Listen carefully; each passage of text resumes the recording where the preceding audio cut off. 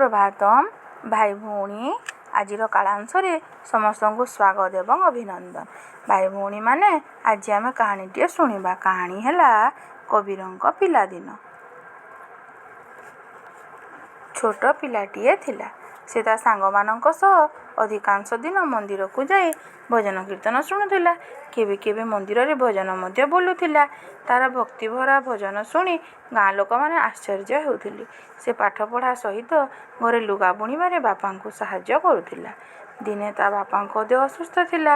ମା କହିଲେ, ପୁଅରେ, ଆଜି ତୁ ହାଟକୁ ଯିବୁ। ଲୁଗାପଟା ବିକ୍ରି କରି ଯାହା ପଇସା ପାଇବୁ,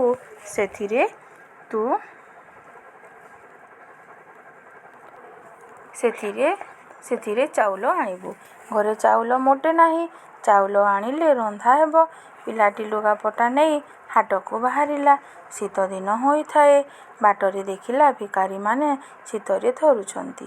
ସେମାନଙ୍କ ପାଖରେ ପିନ୍ଧିବା ପାଇଁ ଲୁଗା ନାହିଁ, ଘୋଡ଼ାଇ ହେବା ପାଇଁ ଚାଦର ନାହିଁ। ତା ମନରେ ଦୟା ଆସିଲା।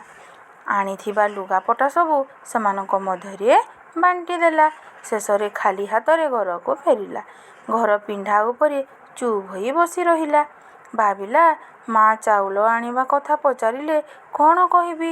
କିନ୍ତୁ ମା ତାକୁ କିଛି ପଚାରିଲେ ନାହିଁ, ବରଂ ଶ୍ରଦ୍ଧାରେ ତାକୁ ଖାଇବାକୁ ଡାକିଲେ। ସେ ଆଶ୍ଚର୍ଯ୍ୟ ହୋଇ ପଚାରିଲା, ତୁମେ ତ କହୁଥିଲ ଘରେ ଜମା ଚାଉଳ ନାହିଁ। ମୁଁ ତ ଚାଉଳ ଆଣି ନାହିଁ, ରାନ୍ଧିଲ କେମିତି? ମା କହିଲେ, କିରେ, ଏମିତି କ'ଣ କହୁଛୁ? ତୁ ତ ଗୋପାଳ ହାତରେ ଚାଉଳ ଓ ସଉଦା ପଠାଇଥିଲୁ।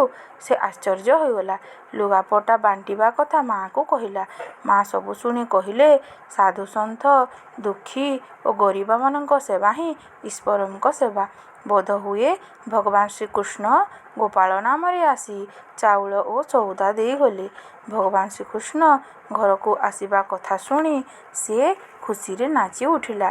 ସେହି ବାଳକ ବଡ଼ ହୋଇ ସନ୍ଥ କବୀର ରୂପେ ପରିଚିତ ହେଲେ।